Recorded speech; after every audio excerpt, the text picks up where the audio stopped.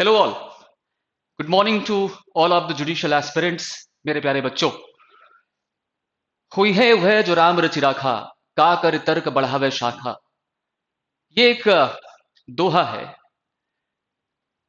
जिसका अर्थ बहुत सामान्य तौर पर यह है कि होगा वही जो राम चाहेंगे।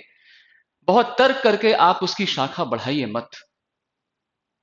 कुछ ऐसा ही प्रतीत होता है जब सुप्रीम कोर्ट इस प्रकार के मामले में इस प्रकार के निर्णय पास कर रही है।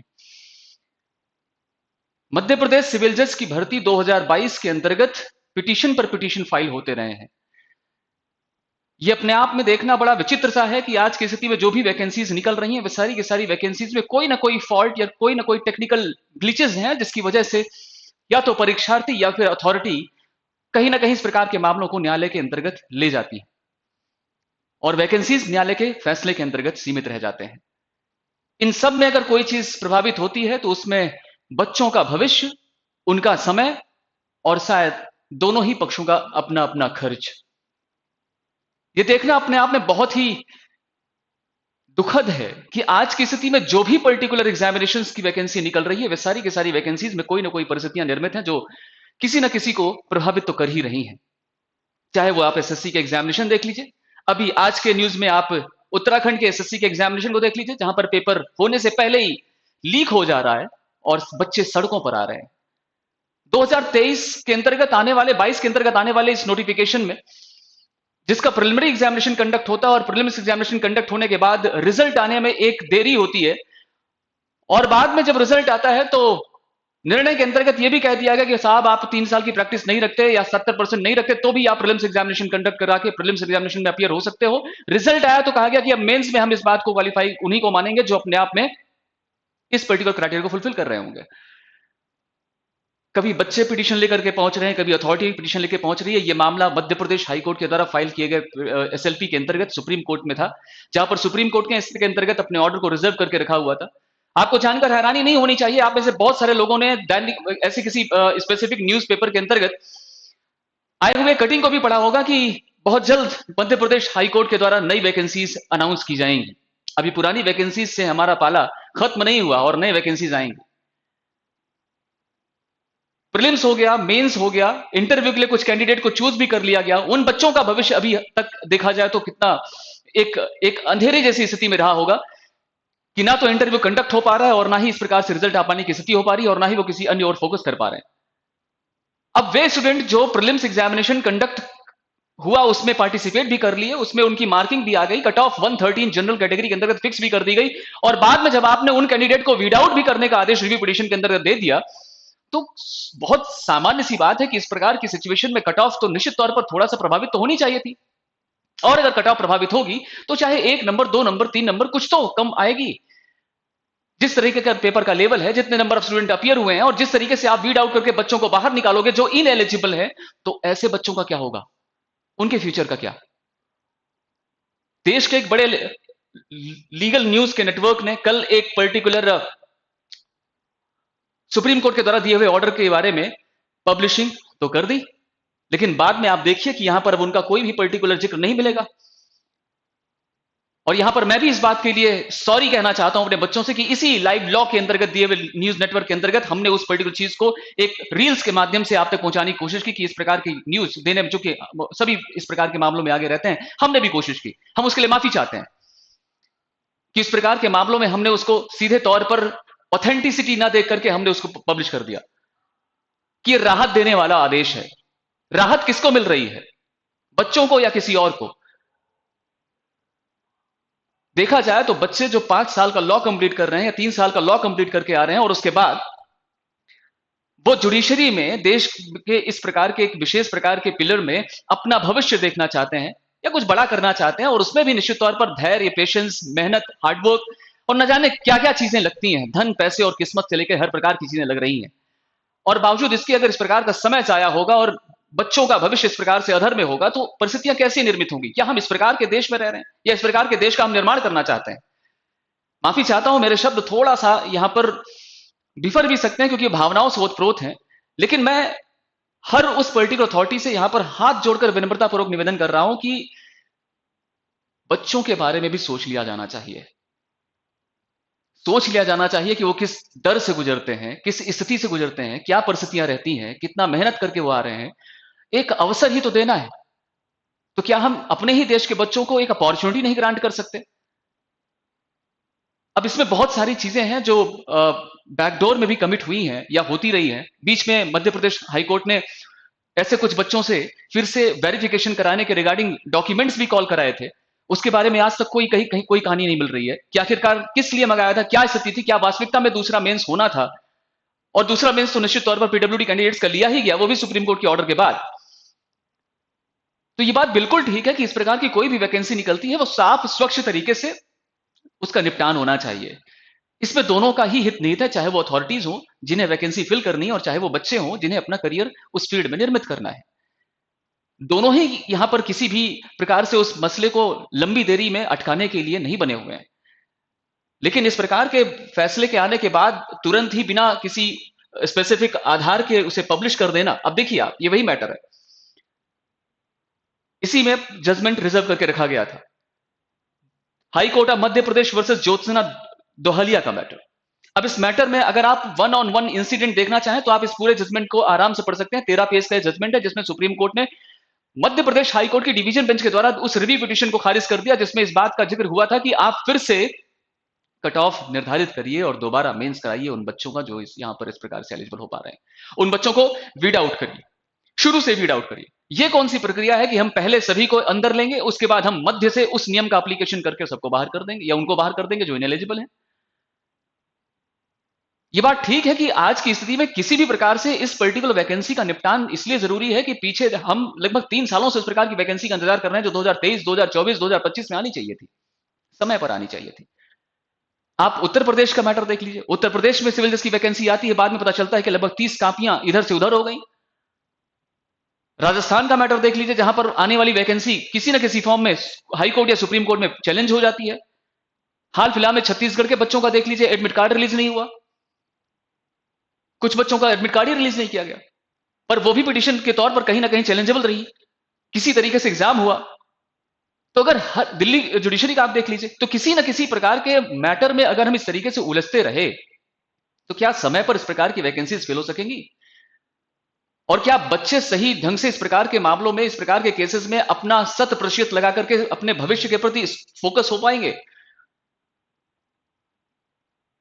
तो ये बात अपने आप में बहुत ही सोचनीय है, ये बात अपने आप में बहुत ही गंभीर है। ये बात ठीक है कि ऑनरेबल सुप्रीम कोर्ट ने किस प्रकार की राहत दे दी कि यहां पर इस पर्टिकुलर वैकेंसी को किसी तरह से निपटाइए, आप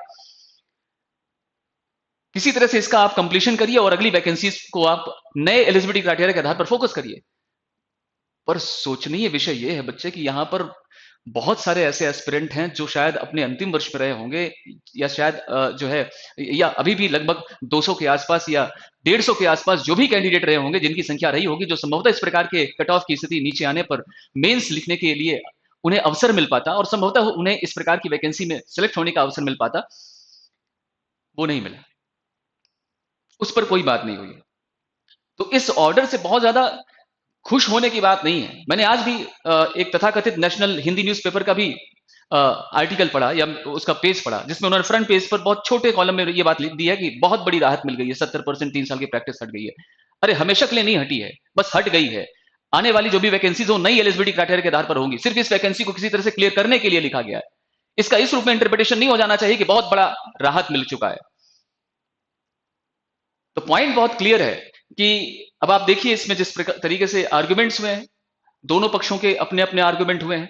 यहां पर जिन बच्चों ने पिटीशन फाइल की थी, जिनके अपने क्रमशः जो मार्क्स से 112 108 के आसपास, और कंटेंशन यही था कि यहां पर जो भी पर्टिकुलर वीडिंग आउट का क्राइटेरिया है वो अगर फॉलो किया जाता है तो यहां पर कट ऑफ निश्चित तौर पर कम हो सकता है। जितनी भी संख्या में लोग वहां पर जुडिशरी में अपियर हुए होंगे 2022-23 के एग्जामिनेशन में, उसमें अगर इतने सारे लोगों की संख्या में अगर हम वीड आउट कर देंगे तो संख्या कम होगी, पेपर का लेवल देखा जाएगा, कट ऑफ निश्चित तौर पर 1 नंबर सही 2 नंबर सही, लेकिन कुछ तो नीचे आएगी और आएगी तो ये बच्चे तो अंदर हो जाएंगे। और अगर ऐसा नहीं था तो फिर से दोबारा डॉक्यूमेंट मंगाने की आवश्यकता क्या थी, खत्म कर देते वहीं पर इसको।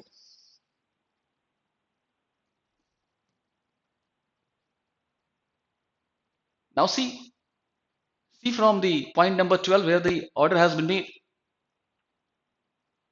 क्या कहा जा रहा है पहले तो ये कह दिया कि इन लोगों के पास ऐसा कोई आधार नहीं है कि इस प्रकार का कोई डिफेक्ट कॉज हुआ है इस पर्टिकुलर सिलेक्शन रेशियो के अंतर्गत होने वाले एग्जाम के अंतर्गत।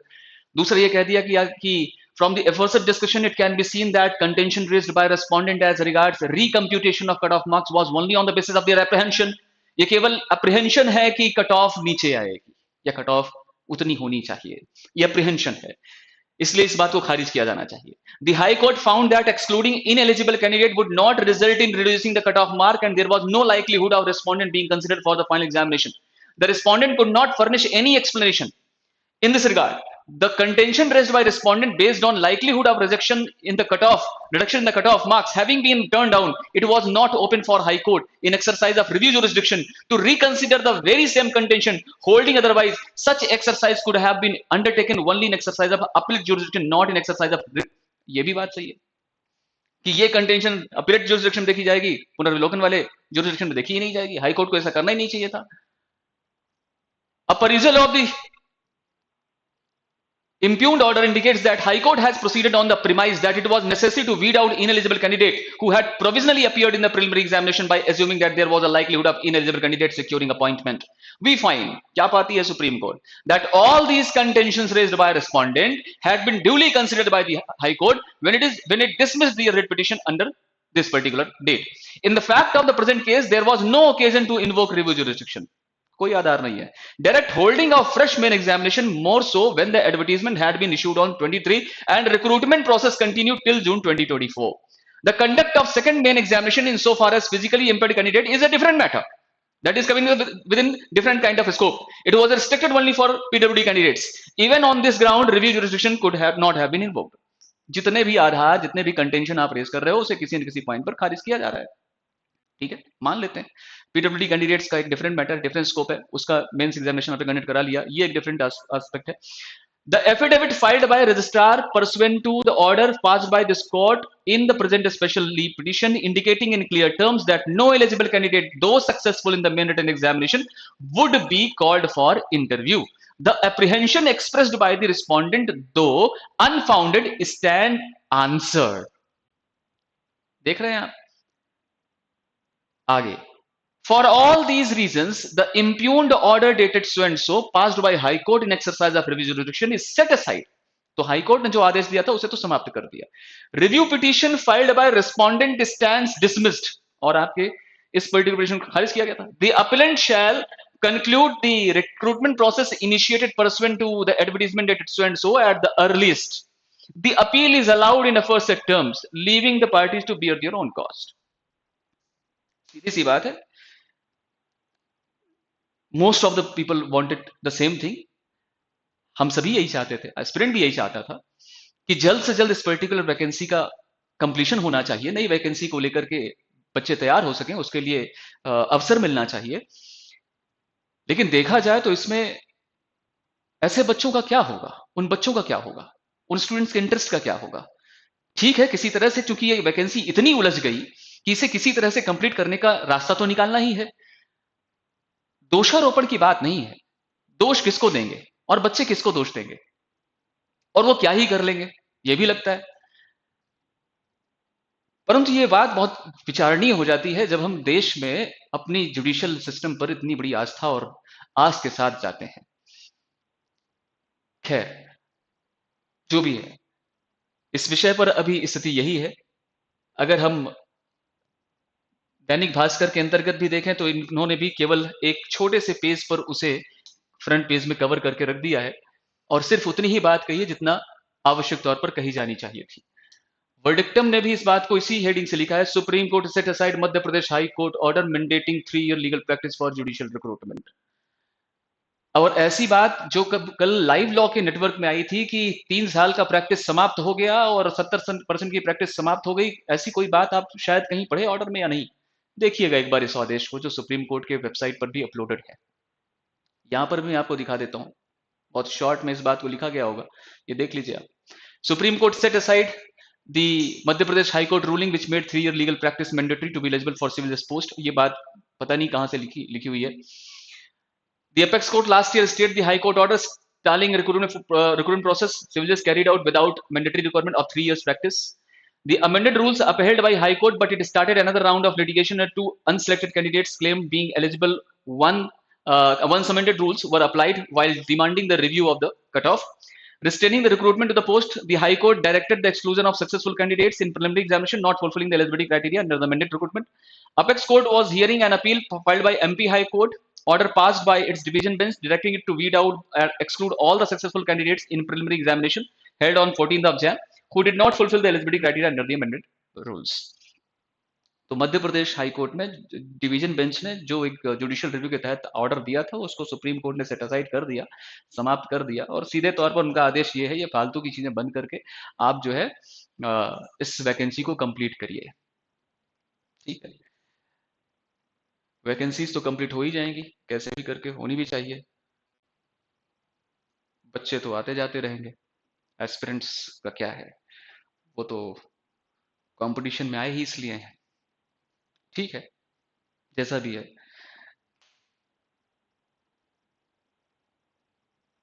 मेरा आप सभी एस्पिरेंट से विनम्र तरीके से निवेदन यह है,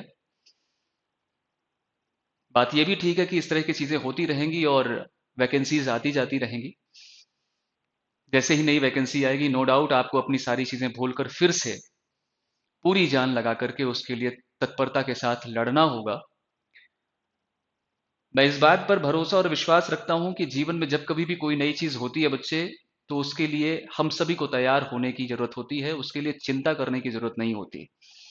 तो चाहे 3 साल की प्रैक्टिस का क्लॉज आ गया हो या दूसरे अन्य कॉम्पिटेटिव एग्जाम में देखें तो उनके लिए भी अपने कुछ चैलेंज और चुनौतियां आती रहती हैं, तो उन सब के लिए हमें किसी न किसी रूप में तैयार होना पड़ता है। तो हमें तैयारी करनी है, तैयारी चाहे एग्जाम की हो, तैयारी चाहे जीवन की हो, तैयारी चाहे दूसरे अन्य कामों की हो, वो हमें ही करनी है, वो किसी और को नहीं करनी है। तो अभी की स्थिति में जो भी फैसला आया है उसे स्वीकार करना चाहिए और स्वीकार करने के साथ हमें अपने जीवन के रास्ते में आगे बढ़ना चाहिए। अगर फिर से इस मामले को उलझाया जाएगा, फिर कोई पिटीशन फाइल करेगा, फिर कोई मैटर जाएगा, बेहतर है कि हम अभी की स्थिति में जो मुझे प्रतीत होता है, मैं इसे भागना नहीं कहता, मैं इसे जुझारूपन कहता हूं, मैं इसे अपने मामले में खड़े रहने की बात करता हूं। तो आप हौसला न छोड़िए, टूटिए नहीं। फिर से वैकेंसीज जो भी आती हैं उसके लिए अपने मन को अगर संजो करके लगा सकें तो लगाएं और लगा करके उसमें काम करने की कोशिश करें। अदरवाइज जीवन में थोड़ी आध्यात्मिकता भी होनी चाहिए कि ईश्वर ने अगर हमें इस प्रकार का जीवन दिया है तो व्यवस्था भी वही करेगा। कैसे करेगा ये वो जाने, रब जाने, लेकिन व्यवस्था वही करेगा। न जाने क्यों, लेकिन आज मैं कुछ ज्यादा बोल रहा हूं इस विषय पर भी। लेकिन आप सभी एस्पिरेंट से मेरा ये दरख्वास्त है कि आप हौसला ना तोड़ें, हौसला ना छोड़ें। हौसला बना रहेगा तो फैसले ठीक होंगे, ऐसा मेरा मानना है। तो अभी की स्थिति में आप सभी एस्पिरेंट्स के लिए मेरा यही निवेदन है और यही मेरा संदेश है।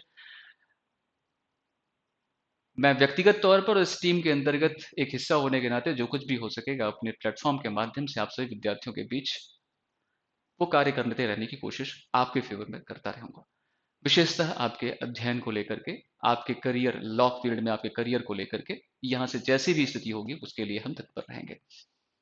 तब तक के लिए बने रहिए हमारे साथ। Thank you so much.